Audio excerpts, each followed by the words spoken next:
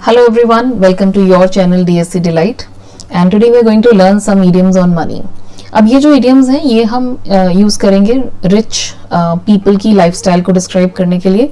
बहुत बार हम जब हिंदी में भी बात करते हैं तो हम कहते हैं कि भाई वो तो बहुत खर्चीला है, बहुत पैसे खर्च करता है और पैसा तो जेब में टिकता ही नहीं है, और कई बार कि भाई उसको तो शुरू से ही बहुत ऐशो आराम मिले हैं एंड ऑल दैट. तो उसे इडियोमेटिक वे में कैसे कह सकते हो वो आपको सीखना है. This is what we have to learn. Okay, so the first word that you have to learn is well off. Well off का मतलब क्या होता है कि बहुत ही rich, या फिर आप कह सकते हो affluent.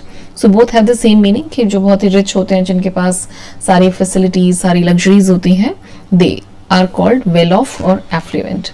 अब यहाँ पे एक idiom आता है, my cousin is born with a silver spoon in his mouth. तो born with a silver spoon का मतलब है कि जिन्हें बचपन से ही सारी फैसिलिटीज मिलती हैं, they are born in a rich family. तो तब हम कह सकते हैं कि he is born with a silver spoon in his mouth. तो ये एक इडियम है, ऐसे ही आपको यूज करना है. Then you can say that however his father has gone from rags to riches. तो बहुत लोग पहले पैसे वाले नहीं होते हैं, पर धीरे धीरे with their hard work, with their persistent efforts, they get that luxury, that money, that affluent lifestyle.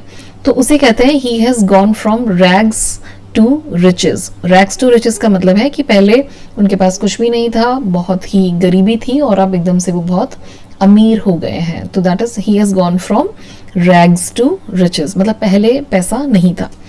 Then there is one more idiom which you can use, that is cash cow.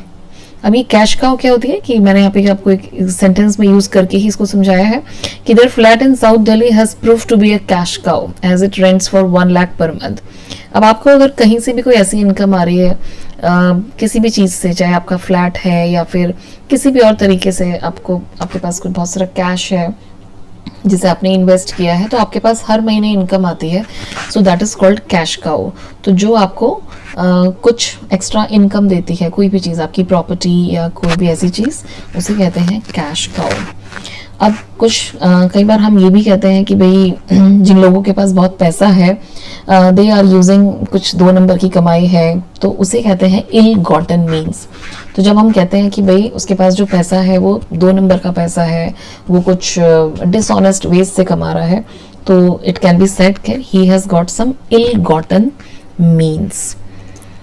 उसके बाद एक और idiom देखते हैं हम, and that is they are raking in the money. मतलब पैसों में खेल रहे हैं, बहुत पैसा है. सो पैसों में खेल रहे हैं मतलब don't say that they are playing with the money, you have to say they are raking in the money.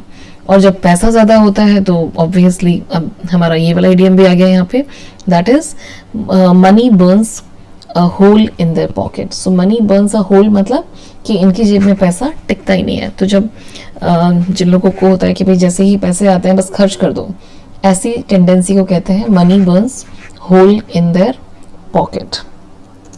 So you can use that, and this is the final idiom that we have to learn, that is, अब अगर पैसा ज़्यादा है तो being an extravagant मतलब बहुत ज़्यादा खर्चीले हैं, तो my uncle splashes out on cars. तो वो कार पे बहुत पैसा खर्च करते हैं, बहुत ज़्यादा उड़ाते हैं पैसा, तो उसे क्या कहेंगे, he splashes out on cars. कोई भी चीज़ हो सकती है. तो स्प्लैश आउट का मतलब है पैसा उड़ाना, खूब खुला खर्च करना.